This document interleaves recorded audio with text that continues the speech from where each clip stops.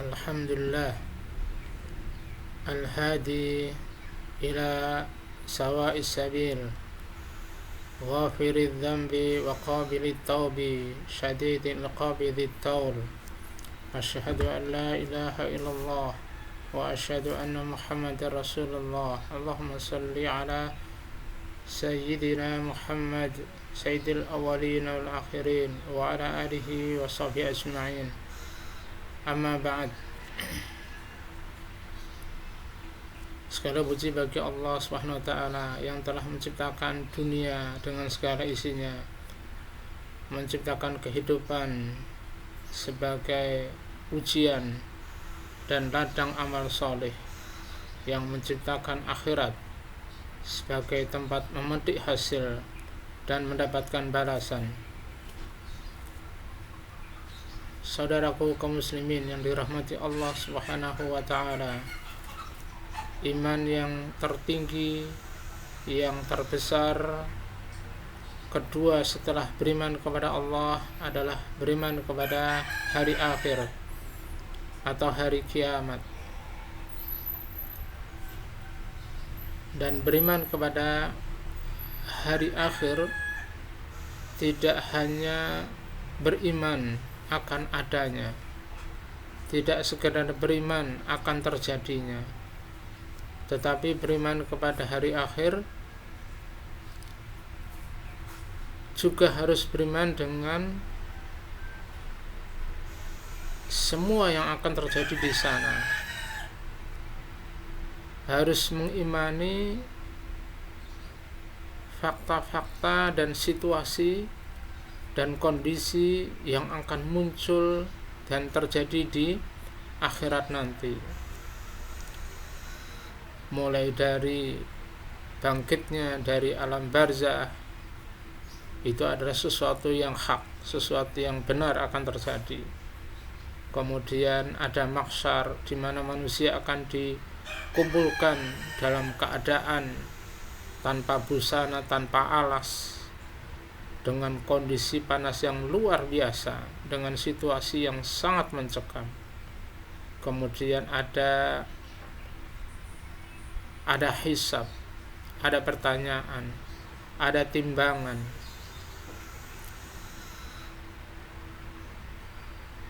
ada surga neraka dengan segala kondisinya, dan termasuk nanti juga akan ada yang namanya syafaat. Saudaraku yang dirahmati Allah Subhanahu wa taala, di antara yang penting, yang sangat diharapkan oleh orang-orang yang beriman adalah mendapatkan syafaat. Inilah juga banyak yang dilakukan oleh masyarakat kita dengan banyak bersalawat kepada Rasulullah. Misalnya, mereka adalah diantaranya mengharapkan agar mereka mendapatkan syafaat. Karena memang diantara keberuntungan manusia di akhirat nanti adalah ketika seseorang mendapatkan syafaat. Karena dengan syafaat itulah seseorang dimaafkan dosanya, dengan syafaat seseorang diringankan hukumannya, dengan syafaat seseorang dikurangi, bahkan dengan syafaat seseorang bisa dikeluarkan dari neraka. Dengan dengan syafaat seseorang akan dipercepat masuk surga. Dengan syafaat pula seseorang bisa ditinggikan level derajat surganya. Dan itulah diantara bentuk-bentuk syafaat yang insya Allah bisa diterima oleh orang-orang yang akan mendapatkannya. sesungguhnya memang ada banyak yang insya Allah akan bisa memberikan syafaat dengan izin Allah Subhanahu wa ta'ala. Puasa dan Al-Quran akan memberikan syafaat. Puasa berkata kepada Allah Subhanahu wa ta'ala, ya ay Rabb, wahai Allah, wahai Rabb kami, mana'tuhu anit ta'am wasyahawat bin nahar. Wahai Allah, aku menghalangi dia untuk makan dan menyalurkan syahwatnya di siang hari karena dia menjalankan aku, yaitu puasa. Fasyafi'ni fihi. Oleh karena itu, terimalah syafaatku untuk dia. Al-Quran yang diimani, diibadai dengan dibaca, dipelajari, difahami, diamalkan, dibela, di sana juga akan menjadi salah satu yang bisa memberikan syafaat dengan izin Allah SWT. Al-Quran akan mohon kepada Allah, ya Rabb, wahai Allah, ya Rabb kami,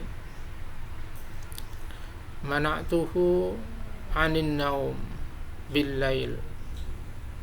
Wahai Allah, aku telah menghalangi dia di malam hari untuk tidur karena dia membaca aku. Fasyafi'ni fihi. Maka terimalah aku untuk menjadi syafaat baginya. Wa yuqalu lahuma, kemudian Allah memerintahkan kepada Al-Quran dan puasa, fayashfa'ani fihi, kemudian mereka berdua memberikan syafaat kepada orang yang menjalankannya. Hadis riwayat Imam Ahmad.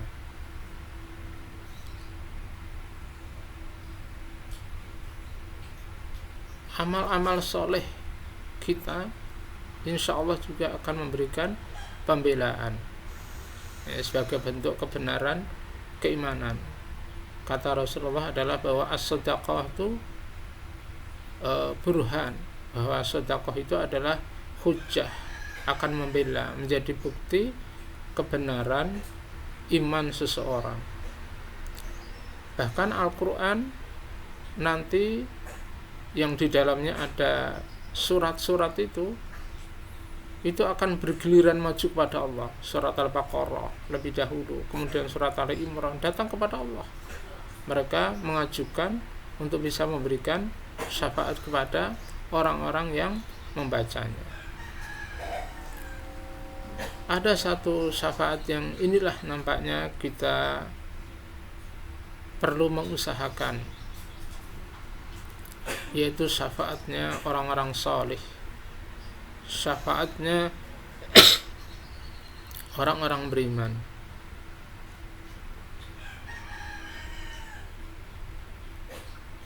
Tentu yang paling agung adalah syafaatnya Rasulullah SAW, yang itu dikatakan sebagai syafaatul uzma, ya, pada saat kondisi yang sangat berat manusia, termasuk adalah orang-orang muslim, ya, sangat bisa jadi dalam kondisi yang sangat berat, kemudian manusia saling mencari orang-orang yang bisa memberikan syafaat. Ya, manusia kemudian mendatangi para nabi, dimulai dari Nabi Adam. Ternyata Nabi Adam merasa tidak sanggup dengan segala kekurangan yang telah pernah dilakukan, kesalahan yang pernah dilakukan. Kemudian Nabi Adam menyarankan kepada Nabi Ibrahim, maka manusia datang kepada Nabi Ibrahim. Ibrahim pun juga beralasan yang sama, merasa tidak sanggup dengan alasan-alasan yang pernah dijalani, pernah kekurangan-kekurangan yang pernah dimiliki. Kemudian Ibrahim menyarankan agar mohon pertolongan kepada Nabi Musa. Nabi Musa tidak sanggup, kemudian menyarankan kepada Nabi Isa. Dan pada akhirnya Nabi Isa menyarankan kepada manusia agar mohon pertolongan syafaat kepada Rasulullah Muhammad SAW. Maka Rasulullah sujud kepada Allah SWT, mohon agar Rasulullah bisa memberikan syafaat kepada manusia, khususnya adalah umatnya. Dan akhirnya Allah menerima syafaat Rasulullah. Allah SWT mengatakan kepada Rasulullah, irfa' ra'sak, wahai Muhammad, angkat kepalamu, sal tu'toh, mintalah, kamu akan dipenuhi.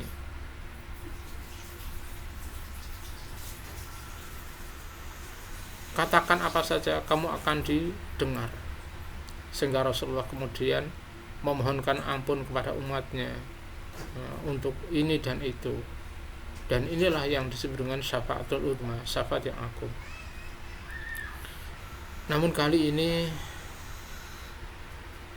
saudara Kusma yang dirahmati Allah SWT, ada satu syafaat yang barangkali terlihat sederhana, tetapi ini insya Allah ini juga memberikan keberuntungan, bisa memberikan potensi keberuntungan yang besar bagi kita, yaitu adanya orang-orang soleh, orang-orang beriman, teman-teman yang baik. Ini adalah juga salah satu atau bagian dari manusia yang kita sangat mengharapkan agar mereka orang-orang yang baik, orang-orang soleh, orang-orang beriman menjadi salah satu pihak yang akan menolong kita. Diriwayatkan dari Abu Sa'id Al-Khudri radhiyallahu anhu dengan hadis yang panjang, dan hadis ini diriwayatkan oleh Imam Muslim. Rasulullah mengatakan, idza khalasa al-mu'minuna minan nar, ketika orang-orang mukmin sudah dibebaskan dari neraka, lalu orang-orang mukmin ini begitu serius, begitu sungguh-sungguh mohon kepada Allah untuk menolong saudara-saudaranya yang masih ada di neraka. Kata orang-orang mukmin yang sudah bebas dari neraka, mohon kepada Allah, ya Rabbana, wahai Rabb kami, kanu yasumuna ma'ana wa yusalluna ma'ana wa yahujjuna ma'ana. Wahai Allah, Rabb kami, mereka teman-temanku, saudara-saudaraku, mereka pernah puasa bersama kami, sholat bersama kami, haji bersama kami. Mereka lakukan dengan sungguh-sungguh kepada Allah SWT, sehingga akhirnya Allah memerintahkan kepada mereka, fayuqalu lahum, kemudian diperintahkan kepada mereka, akhriju man araftum, kalau begitu silahkan keluarkan dari neraka orang-orang yang kamu kenal di neraka. Fatuharramu suarahum, ya, maka orang-orang yang telah dikenal oleh orang-orang beriman ini yang akan dikeluarkan, kemudian dilarang untuk dimakan oleh api neraka. Fayukhrijuna khalqan katsira, orang-orang beriman ini akhirnya mengeluarkan begitu banyak orang-orang yang mereka kenal yang sudah dimakan oleh api, ya, ila nisfi saqaihi aw rukbataihi, ya, orang-orang yang dikeluarkan ini sudah terlanjur dimakan oleh api. Ada yang sampai setengah betisnya, ada yang sampai lututnya. Akhirnya orang-orang yang dikenal oleh orang-orang beriman ini dikeluarkan semuanya. Setelah dikeluarkan semuanya, kemudian orang-orang beriman ini lapor kepada Allah, ya Allah, ma baqiya ahadun mimman amartana bihi. Orang-orang yang aku kenal, yang engkau perintahkan untuk kami keluarkan, sudah tidak tersisa lagi di neraka. Namun Allah masih memerintahkan kepada orang-orang beriman ini, irji'u, kembali lagi, keluarkan dari neraka orang-orang yang di hatinya ada kebaikan seberat dinar, keluarkan mereka. Akhirnya orang-orang beriman ini mengeluarkan orang-orang baik, meskipun kebaikannya adalah seberat dinar. Setelah dikeluarkan, lagi-lagi kemudian lapor kepada Allah SWT, menyampaikan, ya Allah, sudah tidak tersisa lagi orang-orang yang mempunyai kebaikan seberat dinar. Allah kemudian memerintahkan lagi, kembali lagi, keluarkan orang-orang yang di hatinya ada kebaikan setengah dinar. Akhirnya orang-orang mukmin kembali mengeluarkan banyak orang yang mempunyai kebaikan walau hanya seberat setengah dinar. Lalu lapor kembali lagi kepada Allah bahwa sudah tidak ada lagi orang-orang yang punya kebaikan seberat setengah dinar. Allah masih memerintahkan kepada orang-orang beriman ini untuk mengeluarkan orang-orang dari neraka yang masih punya kebaikan meskipun hanya mithqala dzarrah, seberat biji buah yang sangat kecil. Sebagian mengartikan dzarrah itu semacam atom, ya, benda yang sangat kecil, yang intinya menggambarkan bahwa ketika seseorang masih ada di hatinya masih ada kebaikan meskipun hanya kecil sekali, maka dia punya peluang untuk dikeluarkan. Akhirnya orang-orang beriman ini mengeluarkan mereka orang-orang yang masih ada kebaikannya meskipun hanya kecil sekali, sampai akhirnya tidak ada lagi yang tersisa orang-orang yang punya kebaikan. Sehingga bisa disimpulkan bahwa orang-orang yang akhirnya tertahan terus-menerus selamanya bahkan di neraka itu adalah orang-orang yang sudah tidak ada kebaikannya. Di antaranya adalah orang-orang kafir dan sejenisnya. Nah, ini adalah gambaran urgensi pentingnya kita punya kenalan, punya teman, punya saudara, orang-orang yang beriman, orang-orang yang baik, orang-orang yang soleh, yang kita selalu bersama dengan mereka, ya, semajelis taklim dengan mereka, sholat berjamaah dengan mereka, ya, dan beramal-amal soleh lainnya bersama mereka. Maka sesungguhnya hadis ini adalah memberikan pelajaran yang sangat penting bahwa kita hendaklah berusaha mencari teman-teman yang soleh, teman-teman yang baik, ahli ilmu, ahli amal, ahli ibadah, lalu kita jaga. Maka kalau kita sudah punya majelis, sudah punya forum, sudah punya komunitas, kelompok orang-orang yang baik, apapun bentuknya kelompok yang ada bersama kita itu, hendaklah kita jaga, karena mereka adalah menjadi salah satu harapan di akhirat nanti untuk bisa memberikan syafaat setelah ada di antara kita menjadi ahli surga. Meskipun kita berharap bahwa memang kita ditetapkan oleh Allah menjadi ahli surga semuanya, namun kemudian siapa yang lebih dulu hendaklah itu bisa menjadi mereka menjadi harapan bagi orang-orang yang belum masuk ke surga. Inilah pentingnya punya teman, punya saudara, punya majelis, punya komunitas, punya forum, punya kelompok orang-orang yang baik dan dijaga.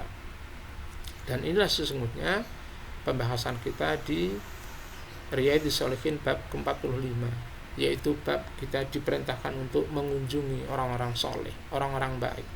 Kita berteman dengan mereka, mencintai mereka, duduk bersama mereka, mohon doa dari mereka. Karena sesungguhnya di antara fadilahnya, di antara hikmahnya adalah mereka-mereka insya Allah juga akan menjadi salah satu pihak yang akan bisa memberikan syafaat atas izin Allah SWT. Semoga pertemuan kita, hubungan kita, kebersamaan kita itu adalah kebersamaan karena Allah, kebersamaan dalam amal soleh, kebersamaan dalam ketaatan kepada Allah yang bisa menghantarkan kita bersama-sama saling mencari untuk bisa masuk surga. Semoga ada manfaatnya. Barakallahu lana jami'an. Sallallahu ala nabiyyina Muhammadin. Aqulu qali hadza wa astaghfirullah li wa lakum. Wassalamualaikum warahmatullahi wabarakatuh.